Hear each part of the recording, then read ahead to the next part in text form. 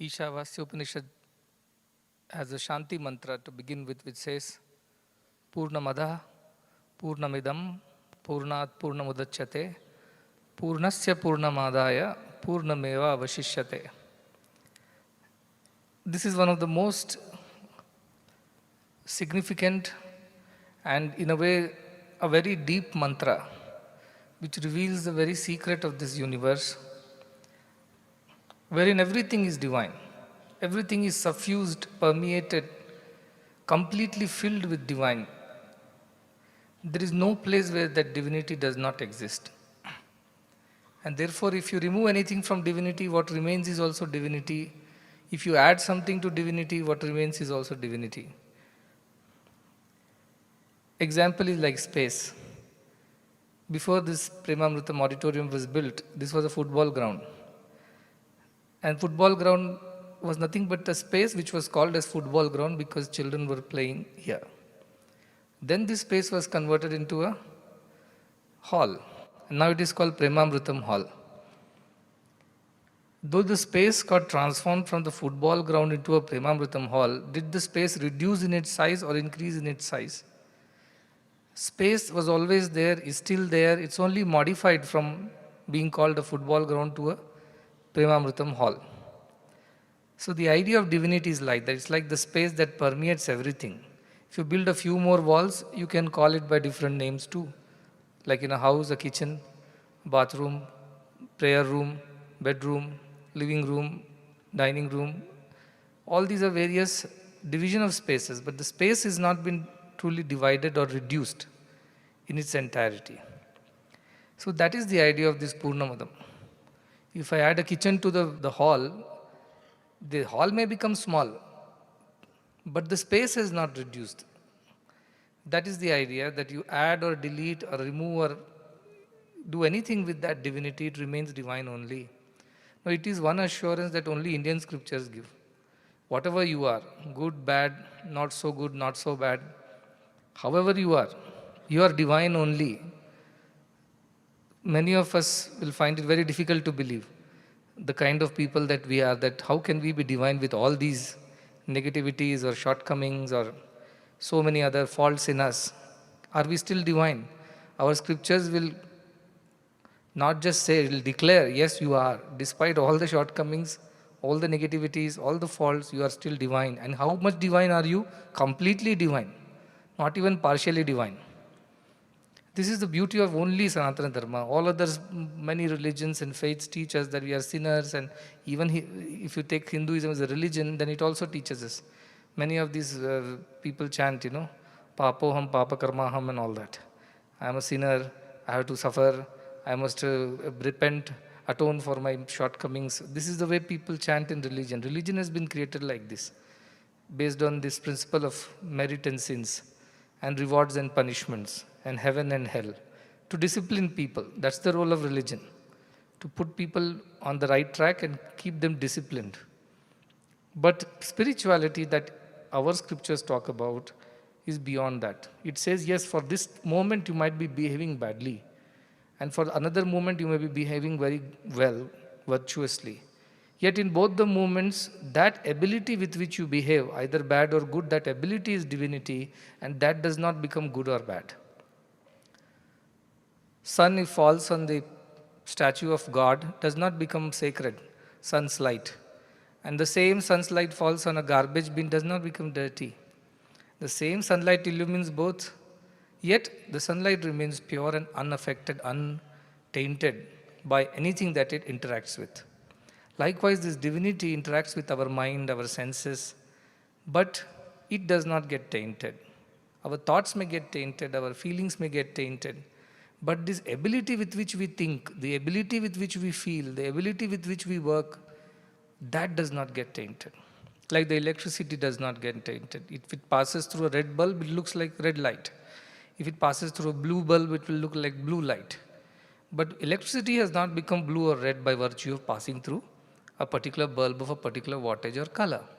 So this Purnamada Purnamidam idea is that divinity does not become less or more because the bulb's wattage is less or more. Electricity does not become less or more. because the vessel or this room size is less or more, space has not been reduced or increased. Space has remained the same space. So it's modification that we see in this world. And to that extent, we are divine. That we are all modifications of that divinity. Sometimes we express it in its entire glory. A singer sings, oftentimes, they lost themselves in singing. At that moment, they are in touch with their divinity. Divinity is expressing itself completely through that song. Sometimes a dancer is lost in dancing, not even aware of what's going on around. At that moment, you have become one with your divine self. So also a sportsman, so also a doctor, so also a teacher, an engineer, anybody. When your thought, word and deed are completely in sync without any aberrations and deviations, at that moment you are fullest expression of your divine self. That divine energy completely flows through you without obstruction. Otherwise, there is other resistances like our mind, our ego, our individuality, which comes in the way of the divinity. So why is that some bulbs are so bright, some bulbs are dull? Not because of the electricity, it's because of their own wattages. And if the bulb is dirty, let us see this dust is accumulated, it will become even dimmer, like a oil lamp. You see, the glass case which covers the lamp often accumulates soot on it, black soot, because of which we can't see the brightness of the light behind. The light has not become less or more, it is the same. But because of the dirt that is accumulated, it looks less. Likewise, divinity expresses itself through everyone, everything in this world. Because we are made of that divine. Last time we studied that. The highest secret, Raja Vidya, Raja Guhya Yoga. What is the secret? All are divine. Then you say, what is the secret in that? You already told it off. No, it is a secret because it's hiding in plain sight. We all know theoretically we are divine, but how many of us practically experience it? Till we experience it, this still remains a secret only. It's an open secret. You can't access it because you have not experienced it. So the whole sadhana is about preparing yourself to experience that divinity in its fullest. Purifying your mind, senses, your buddhi, your antaratman, so that divinity which is already existing can manifest itself completely through you, without being obstructed, without being diminished, without being made any lesser than what it is. So that is the whole idea. This chapter, last chapter we read, and Krishna so lovingly has told Arjuna about this royal path to realize oneself. And he says, after so many things, people worship me in so many ways. People think of me as God, as demigod. They go to different types of places. They use different rituals to reach me. They worship Pitrus, they worship God, Devas, they worship Bhutas. In all kinds of ways, they worship and try to reach me. But the best way to worship me is to constantly remember me and do everything for my sake. He says, one of the most powerful shlokas of the previous chapter was, Ananyas chintayanto ma yajana paripasate, tesham nityaviyuktanam yogakshema mahamyam. I will take care of everything. Come to me with complete surrender and think of me at all times, and I will take care of you. Don't worry about yourself. We learnt about that, we discussed that. And then he says, how do I do that? Yad karoshi, yad juhoshi, yad ashnasi, dadasi, yad tapasyasi kaunteya, tad kurush madarpanam. Do everything for my sake. I'm studying, not just for the sake of getting marks and getting a medal and pat on my back. I'm studying because this is a divine job that I have got. As a student, it's my duty, dharma, to study well. And I shall do it for the sake of God. I'm a businessman. Why should I do business? Not to just earn money. Money will follow. But with moral principles for the betterment of society, to contribute positively to the welfare of people, I must do my business. Why I'm a doctor? Because I want to treat people, heal people. In that process, I will also gain whatever I need to gain. A salary, a living, livelihood, whatever it is. A good name, and gratitude from patients. All that will happen. That is secondary. That is not the primary reason why you do things. Primary reason is to please that God, which is within and without. So I do everything for God's sake. Krishna says this is the simplest formula. Just do it for my sake. If you can't think, you are not the doer, like in previous chapter, Jnana Yoga. No, you are not the doer.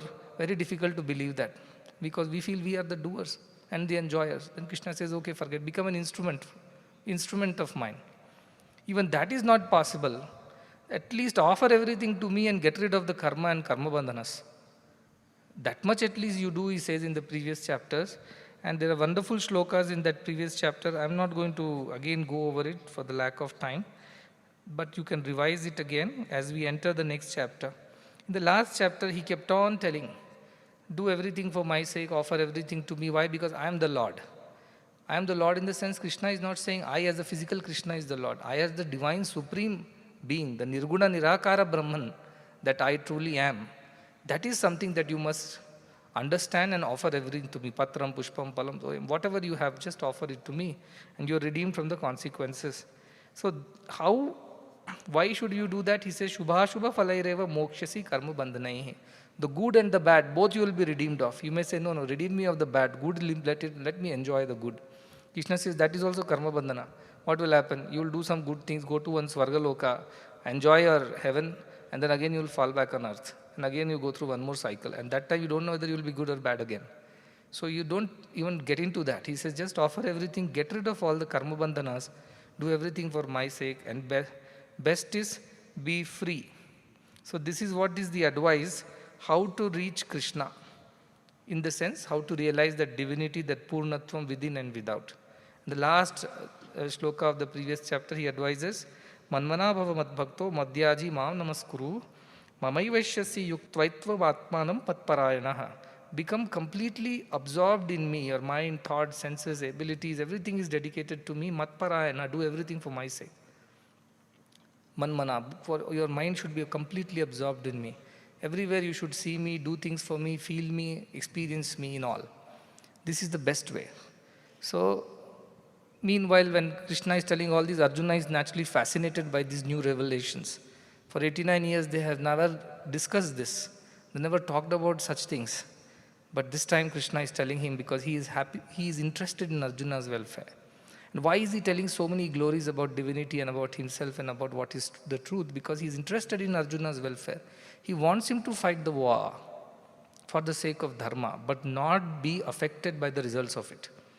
Not get caught into the karma bandhana that comes out of it.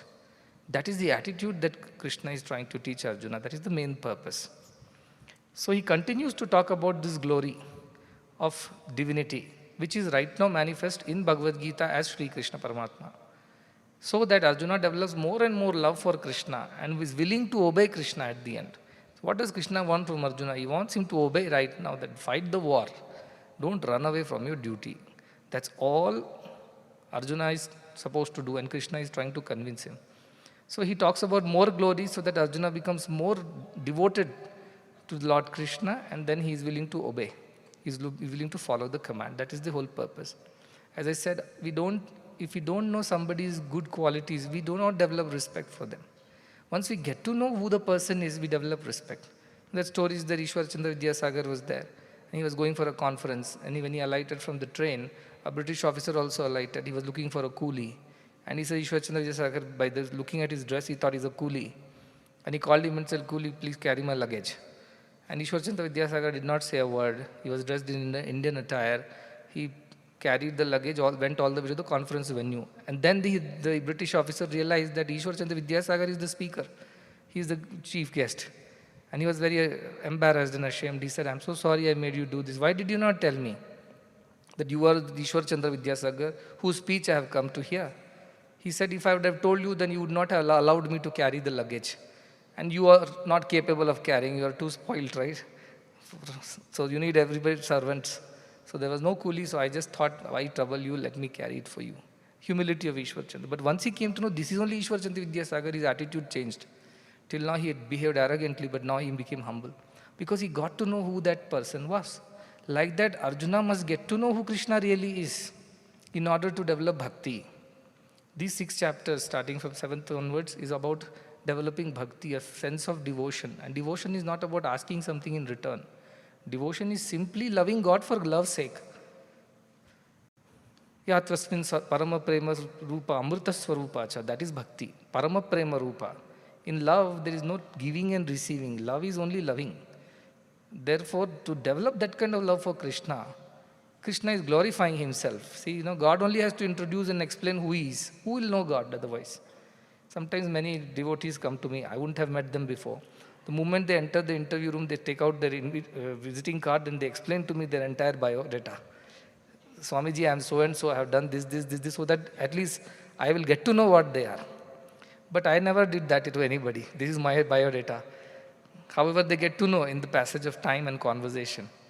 But this is the idea. Krishna has no choice. He has to give his biodata to Arjuna. And through Arjuna, everyone. See, this is who I truly am. I am not that the stealer of butter in the Vrindavan. I am not the killer of demons. I am not the ruler of Dwaraka or whatever. I am here with you as the Supreme Lord manifest in a human form. Understand that. So Vibhuti Yoga is a very beautiful chapter, at the same time very significant. Vibhuti means glory, divine attributes. That is Vibhuti. But we all know about Vibhuti, which is ash, which we put on your forehead. That is also called Vibhuti, because that is the ultimate final destination of everybody. In that also there is divinity. In destruction also there is divinity. Is what Vibhuti that we put on our forehead also tells us. See, this is where the body will finally end. And your Atman, or the divinity, is what you must strive for. Body is impermanent. So in that also we see the glory of God. How He hides behind the impermanent. Nityo anityanam chetanas chetananam eko bahunam yo vidhati kaman tamatmastam yenanupashyanti dhira tesham shantim shashvatim. The one who realizes that divinity within. Which divinity? The permanent in the impermanent. Such a person finds permanent peace. Upanishad says that. So when we apply Vibhuti, what do you think? You glorify God. Why you glorify? Oh Lord, this body that you have given is only this powder at the end of it. This is what you and I, everybody will become. Whether it's a dog or an elephant, a woman, man, king, pauper, rich, poor, once burnt, they all will become this white powder. This is our impermanence. But you hide in this impermanence. So I remember you and put this on my forehead to remind me that I am not this body. I am you who is hiding within as the Atman who is indestructible. This is the idea why we put Vibhuti. Children eat Vibhuti for various reasons. They get fever, sore throat, Vibhuti. They get back pain, leg pain, Vibhuti. All kinds of things. But that is not the reason why you apply Vibhuti. Vibhuti's real glory is that it reminds you of the impermanence of this world and permanence of divinity. That is why we apply Vibhuti. So next time when you are applying Vibhuti, do remember this Vibhuti yoga and apply. Not for the sake of looking good, not for the sake of showing that you are a very big devotee, not for the sake of curing yourself of some headache and illnesses. That's not the reason. Not because Warden told you. That's the worst reason why you should apply Vibhuti. So Vibhuti yoga. Again, everything is yoga in Bhagavad Gita. Yoga means that which unites us to God.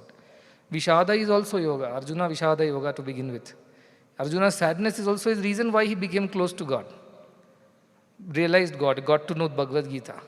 So Vibhuti yoga is also a way Krishna is trying to draw Arjuna's attention to himself and trying to unite Arjuna's mind with divinity. Arjuna should get so mesmerized, astonished, astounded by the divine glory that his mind should get completely lost in the divine glory. That is the idea why Krishna is taking the pain of repeating himself or retelling everything. Starts with Sri Bhagavan Uvacha, Bhuya eva mahabaho shrunume paramam vachaha yatteham priyamanaya vakshyami hitakamyaya.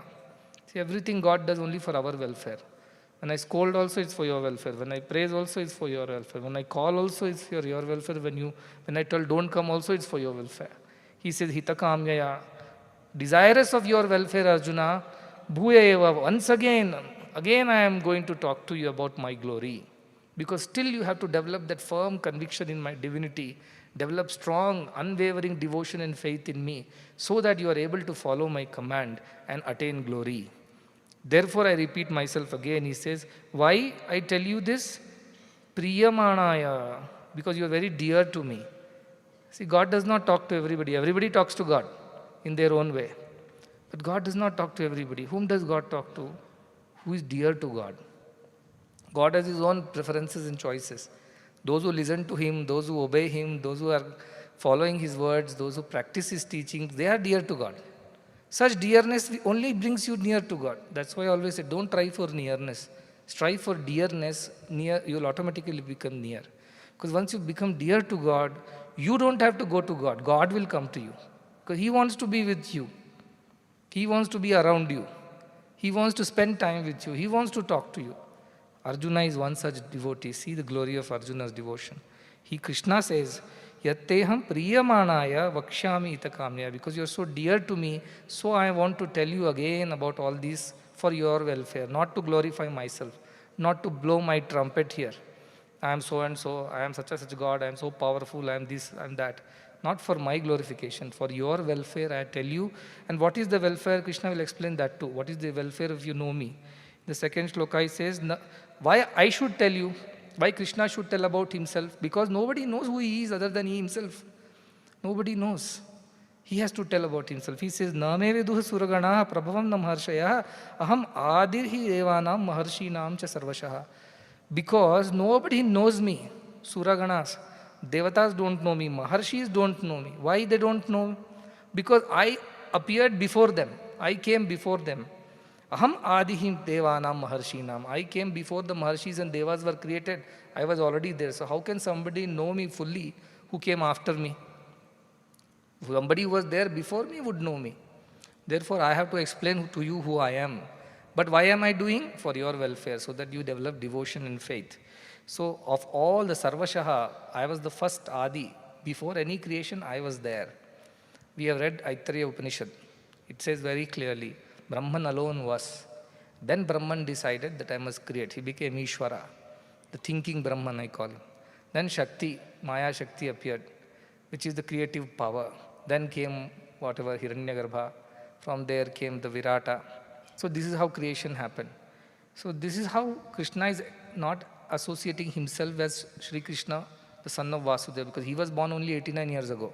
But he says, I was there before all the Maharshis and Devatas came into existence. So whom is he referring to? He is referring to himself as the Nirguna, Nirakara, Brahman. Pure supreme divinity which always was, is and will be there. That is now encapsulated in the form of Sri Krishna at that moment. So Krishna straight away is referring himself as Nirguna Brahman only. Most of these Dvaita Bhaktas, they over-glorify these shlokas. They try to tell Krishna is God. Whereas my approach is God is Krishna. God was, is and will be there. And God has become Krishna now. Krishna is God, that is true. But the bigger truth is God is Krishna. Truth is God is Sai Baba. It opens your mind to a greater idea. Brahman was, is, and Brahman took this form. Nirguna took this Svaguna form. So don't fight over names and forms. Idea is that first Brahman was Nirakara and he took Sakara. Of course, the glory is in Sakara. We enjoy that glory of Saguna Brahma, but we should never forget there is a deeper truth of Nirguna Brahma. So Krishna is straight away telling, before you get too attached to my name and form in this battlefield, oh Krishna, you are so and so, you are such and such person. Let me tell you, don't get attached to this physical Krishna. I am that Nirguna Brahman who was there before the Maharshis and Yogis came into existence. He is clarifying that so that Arjuna correctly understands and gets devoted to the Nirguna Nirakara Swarupa of Krishna and not the Saguna Sakara. Otherwise, that is another ignorance that is very difficult to get rid of. So that is the idea. And why should you know all these things? He says, Yo mam ajam anadim chaveti lokamaheshwaram asammudha samarteshu sarva papai pramuchyate. See, such a person who comes to know that I was the one who was unborn, means I am not born to a parent at some point in time, I was always there. Such a person who comes to know I am the Lokamaheshwara, I am the Lord of the entire universe, everybody's Lord, because of me everything exists. If I don't exist, nothing exists. Therefore I am Maheshwara. So what do we do? Such a person who comes to know asammudaha samartyeshu, amongst the mortals he becomes asammudaha. He doesn't have any more doubts in my truth. He is not confused about who I am. He becomes clear once he knows who I am. And what happens after that? He becomes sarva papaihe pramuchyate. He becomes free of all sins. What is the sin? The biggest sin that we commit is thinking we are the body. All the sins begin from there. We are the doers. We are the enjoyers. We are the reason why everything exists. I am so and so, such and such. So much of glory, self-aggrandizement. All that comes because of the papa that we are the body. From there, everything's all wrong starts. But the moment you know we are God, God alone exists. It's a mistaken identity that I exist. Actually, God exists as me at this point in time. Once you have the clarity, who is the doer, who is the enjoyer, everything, whole attitude towards life changes. And that is the reason why he says such a people become asammudaha. They are not confused anymore about who they truly are. They know we are divine only, manifest in this form for a particular reason. To express why I always say, what is the purpose of why you are here? You are simply here to express divinity through you. This is the purpose of life. Allowing divinity to express in its fullness is all that we need to do on earth. Whatever divine wants to become a doctor through me, allow that divinity to flow through me like a doctor. Divine wants to become a dancer through me, allow that divinity to dance through me. Divine wants to sing through me, allow that divinity to sing through me. That's why when we were in Singapore, we had a conference on mental health issues in the teenagers and youths. And many discussions happened, and this is becoming one of those very big issues now people are talking about, especially after COVID. And the new age parenting, where parents have no time for their children. Children have no time for anything other than their studies, or pushed into competitive living, and then all the time running behind marks and ranks because they're pushed that way by the society, the parents. Nobody understands what is there in the child's heart. Then what happens? The child is thinking something, saying something, doing something else. The manas, vachas and karma are not in congruence, are not in harmony. Such a child is frustrated. The child wants to be a musician, but everybody says, if you become musician, what are you going to earn? Though instead you become doctor somehow. So the child is not interested in becoming doctor, but parents are interested, society is interested. Why? Because in our society, somehow we have equated success is equal to money. What money you make at the end of your life, that is equal to how successful you are. If you made less money, but you are very good at your work, nobody cares. So that is what I was saying. We are losing good musicians and getting bad doctors in the society.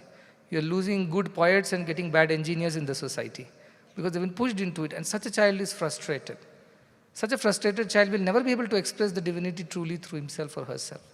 So when we talk about child rights, I talk about this as one of the fundamental rights of the children, to allow themselves to do what they're born to do. Don't force them into other structured approaches and say, fit into this framework of the society. Such a person can never be divine because he can't express. The divine can't express through such a person because his mind is an obstruction. His individuality is an obstruction because such a person is not wanting to do. So I always tell parents and teachers, and if the one way of getting rid of mental health issues in young people are allow them to express themselves. Don't suppress them. Allow them to express. Whatever they are born to do, let them do. In our old times, children were made to sit and few items were put around the children. Some play items, some money, some pen, paper, and other items, musical instruments, things like that. And then they used to watch what this little infant is going to do. So infant will crawl, naturally get attracted to something and picks it up. And the parents knew that this is the inner composition of this child. From the previous janma, he's bringing this sanskara. He went and picked up a musical instrument. He has this purva janma sanskara of being a musician. He doesn't have to become a educationist or a money-making businessman. This is not his disposition. But over a period, the child is forced to acquire different ideas, and that's not the truth. So many of the people I've seen, the great resignation in the US, so many youngsters are resigning and going back to their villages, farms and all that. 4 million people resigned during COVID in US. Why? Because they were not happy doing what they were doing. They were making money, but they were not happy. And at some point they thought of throwing the towel and said, we are walking away. Many people took this bold decision. Some people may call it foolishness. But if it was done because they were suffocating in what they were doing and they had to express themselves in a better way, I think they have done the right thing. Because they will become good at whatever now they pick up. They won't be those frustrated software engineers who are trying to make money and do what they have been told. Now there will be poets, musicians, singers, speakers, writers. We don't know what is the variety, the beauty of the nature, beauty of the society will come out. So this is why I say that people should be allowed to do what they are born to do. That's when they will truly be able to manifest perfection. Otherwise, society will become mediocre. Everybody is compromising on what their true abilities are. Then mediocre societies will form. We will never have people of great caliber and excellence. That's why in our university I tell, excel in whatever you do, but you will excel only when you love what you are trying to do. When you feel for it. That's why we're trying to put as many programs as possible so that those who don't like science can take humanities, those who don't science and humanities can become musicians or Vedic Pandits or dancers. trying to add, now doctors, of course, nurses, paramedics, whatever. So this is the idea. So Krishna is trying to tell Arjuna, you know my glory and know the purpose that this glory should manifest through each and every act, thought and word of yours. That is when you really know who I am. And if you know that, you are freed from all the sins because you are not the doer anymore. You are not the enjoyer too. Na kartasi, na bhoktasi, mukta evasi sarvada. Ashtavakra says. No doership, no enjoyership. You are ever free. Try to get that understanding.